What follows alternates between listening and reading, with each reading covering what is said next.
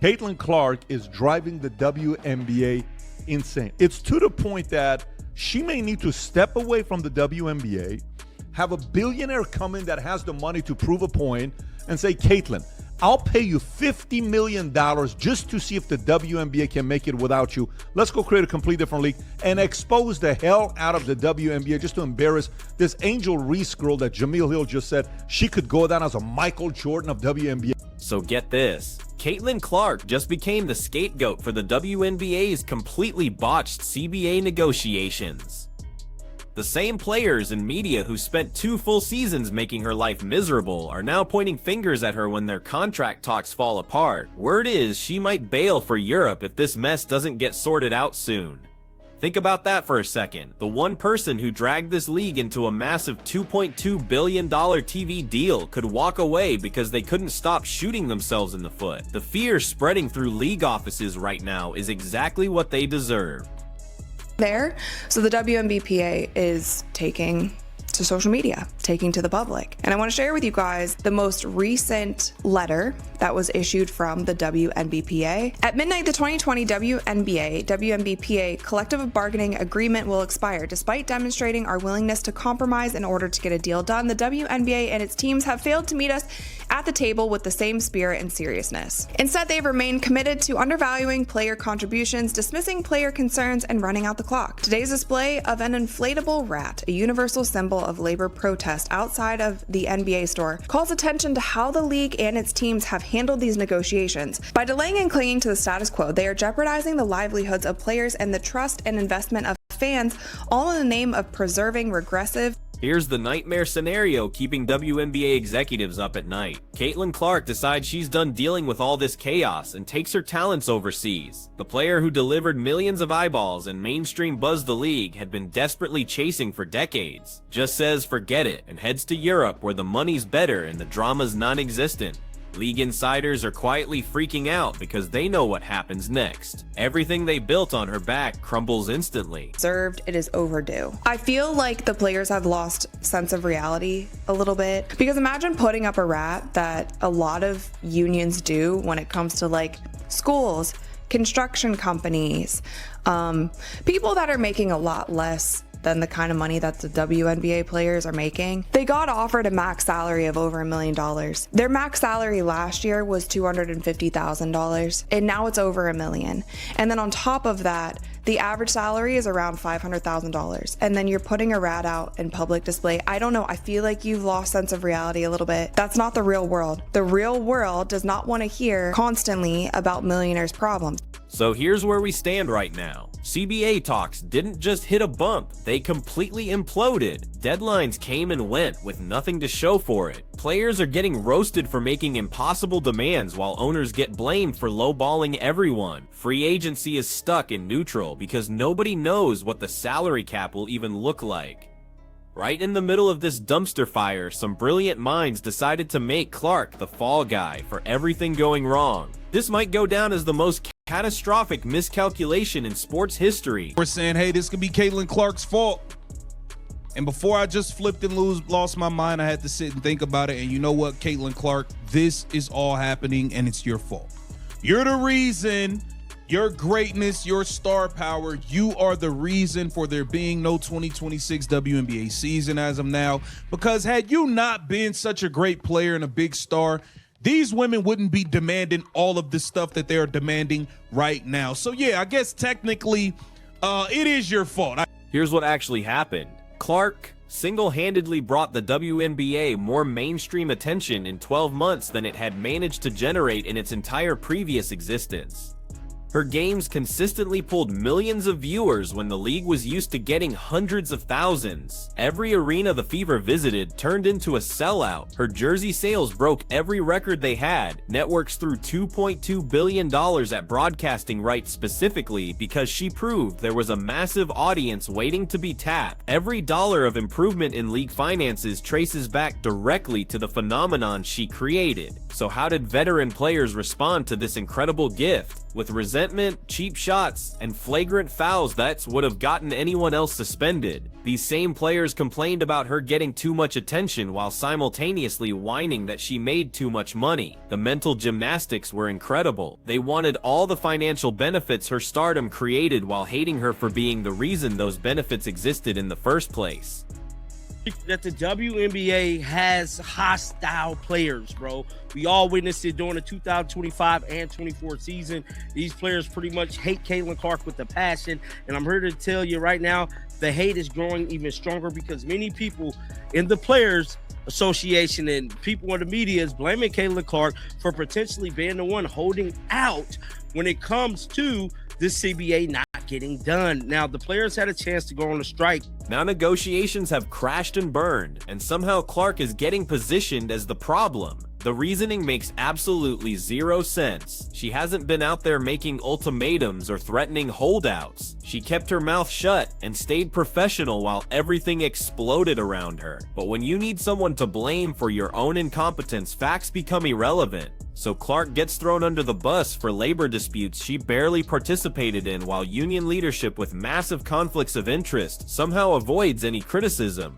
Said no thank you to the NBA offering her a chance to participate in their three-point shooting contest. Now think how amazing that is. If I'd have said to you a couple years ago, yeah, the NBA, to save their All-Star weekend, they're going to ask a WNBA player to join the three-point shooting contest to save. This is where the Europe situation gets really interesting. European leagues have been trying to poach WNBA talent for years. The paychecks are often bigger, especially when you factor in housing, transportation, and all the other perks that come with overseas deals. The lifestyle is way more chill without the intense spotlight and constant criticism that comes with playing in America. Plus, the basketball is good enough to keep your skills sharp while avoiding all the toxic nonsense currently destroying the WNBA. For someone like Clark, heading to Europe solves every problem at once. She escapes an environment where established players clearly can't stand her success. She dodges all the uncertainty from CBA talks that could drag on forever. She makes the same money or better without dealing with the hostility she faced all season in Indiana. And she still gets to play elite basketball while her global brand keeps expanding through endorsement. The absolute terror this possibility is causing among WNBA leadership and players tells you everything you need to know. They understand exactly what happens when Clark walks away. TV ratings immediately crashed back to pre-Clark levels that nobody cared about. Casual fans who showed up specifically to watch her lose interest and find something else to do. Sponsorship deals that were signed based on projected growth get renegotiated downward or canceled entirely. The whole financial foundation built on assumptions about sustained popularity collapses like a house of cards. Clark leaving would expose just how fragile the WNBA's recent success really was. It wasn't organic growth built through collective improvement. It was one player capturing mainstream imagination in ways nobody else had ever managed. Take that player away and you're back to a league that most casual sports fans couldn't care less about. This should have been basic organizational management. Protect and support the person driving your success. Don't let jealous veterans create a hostile work environment. Call flagrant fouls appropriately instead of letting things get out of control. None of this required advanced strategy. It just required not being actively self-destructive. Instead, we got 2 seasons of Clark getting treated poorly while league leadership did absolutely nothing meaningful to fix it. Commissioner Kathy Engelbert made weak statements about physicality being part of basketball. Referees allowed contact that would have resulted in suspensions in any other situation. Media personalities downplayed her impact while promoting players who couldn't draw a fraction of the same audience. The message couldn't have been clearer. We'll gladly take your popularity, but we're not going to actually respect or protect you. Now that negligence is about to cost them everything. If Clark decides Europe makes more sense, she's not coming back. Once you leave, the momentum shifts permanently and new opportunities open up elsewhere. She's got worldwide appeal that goes way beyond the WNBA. She doesn't need American women's basketball nearly as much as it needs her. That power dynamic should have been crystal clear from the beginning, but jealousy and short-sighted thinking prevented anyone from seeing it. The ownership group seem to grasp this reality better than players do. They're pushing teams to move forward with free agency preparations despite all the CBA uncertainty. That tells you they believe some kind of deal will eventually happen, and they're not willing to let union tactics paralyze league operations. The status quo period lets them send qualifying offers under the expired CBA framework while negotiations drag on. That legal structure gives ownership way more flexibility than players apparently realize. The players thought they had serious leverage because of increased revenue and attention, but that leverage only works if the source of all that attention stays in the league. If Clark leaves, their bargaining position disappears overnight. Owners can point to plummeting viewership and fleeing sponsors as justification for rejecting union demand. The entire negotiating dynamic shifts from pay us what we're worth based on recent growth to we'll be lucky if this league survives without its biggest star. Union leadership with Nafisa Collier as vice president has made everything worse through obvious conflicts of interest. She's running unrivaled a competing basketball league that directly benefits when the WNBA struggles. Her credibility during negotiations is completely shot because of those business relationships. Her public statements criticizing league leadership while promoting her own venture have damaged the union's position. Now her league's ratings are absolutely terrible, and suddenly she's trying to sound reasonable and collaborative. The flip-flopping is obvious and nobody's buying it. Kelsey Mitchell's free agency mess shows you everything that's broken about this whole process. She's one of the league's elite players and was essential to Indiana's success playing alongside Clark. Her situation should be simple to figure out. Instead, it's tangled up in broader negotiations that have nothing to do with her individual contributions. That uncertainty screws up her career planning and Indiana's ability to build on their breakthrough season, all because league-wide talks collapsed over issues that should have been resolved months ago. The Fever had something really special going. Clark, Mitchell, Aaliyah Boston, Lexi Hull, Melissa Smith. The chemistry and talent on that roster produced basketball that fans actually enjoyed watching. They made the playoffs and proved they could compete when everything clicked. That momentum should carry into next season with the team adding pieces and getting better. Instead, everything's up in the air because people who should have been focused on growth got sidetracked by petty drama and power game. Blaming Clark for CBA failure is the perfect example of destroying yourself out of spite. She's literally the only reason these negotiations matter at all. Without her impact, we'd be talking about minor tweaks to existing terms instead of major revenue sharing and salary bumps. She created the financial explosion that makes player demands even remotely realistic, and some players respond by making her the villain when talks break down. The stupidity is absolutely mind-blowing. That tweet about Clark potentially causing the WNBA to collapse isn't even that crazy anymore. If she bolts for Europe and viewership crashes, the financial model supporting league operations falls apart, TV deals get renegotiated, weighed down, sponsors pull back their commitments, teams start bleeding money again. The whole thing could unravel fast once the growth engine disappears. That's not Clark's responsibility. That's organizational failure by people who should have known way better. And how Clark got treated is definitely going into the history books.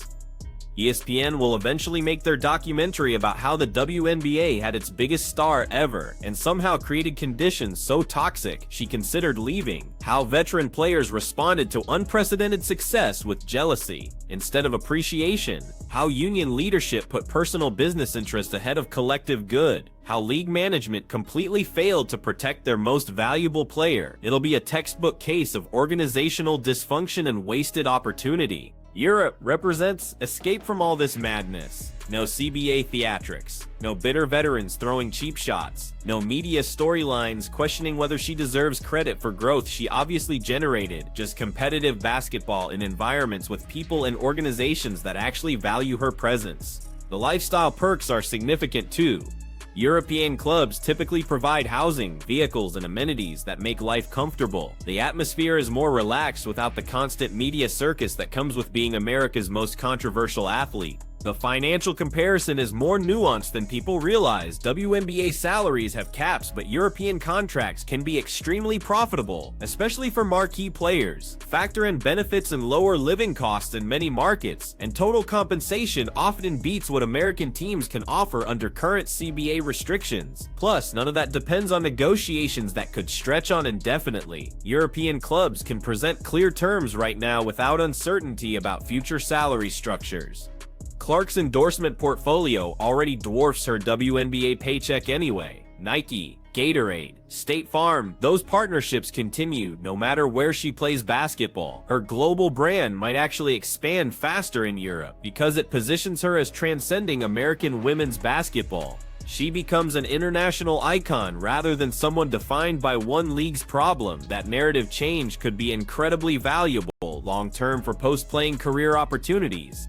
The panic spreading through WNBA circles is completely warranted. They're finally understanding that the growth they celebrated might have been temporary rather than permanent. It came from one player's magnetic appeal, not from systemic improvements or team effort. Remove that player and you're stuck with a league most people still ignore. That truth should have been apparent, but denial runs deep when admitting reality means confessing you've been wrong about everything. Ownership understands this dynamic better than players apparently do. They're not sweating union pressure because they know their position gets stronger if Clark leaves. They can cite collapsed ratings as proof that the union overplayed its hand and killed the value they were trying to capture. The negotiating balance completely reverses once the source of recent growth takes herself out of the equation. Players who spent 2 seasons resenting Clark are about to learn an expensive lesson about destroying your own meal ticket. Their earning potential exists because she brought attention and money into the league. Their leverage in CBA discussions depends on sustained growth she created. If she leaves and everything implodes, they're the ones facing the consequences. Clark has multiple options. She'll land on her feet. The veterans whose livelihoods depend on WNBA success are the ones who should be panicking. The buyer's remorse is already showing if you pay attention. Players who dismiss Clark's impact are quietly admitting that viewership dropped significantly in her absence. Media figures who criticized her are worried about casual fans returning if the news gets postponed. Union reps are realizing their negotiating strength wasn't what they imagined, but acknowledging mistakes requires humility that hasn't surfaced yet. The fear is spreading because they finally see what they're about to lose. Hit that subscribe button because this train wreck is just getting started and it's gonna get so much worse.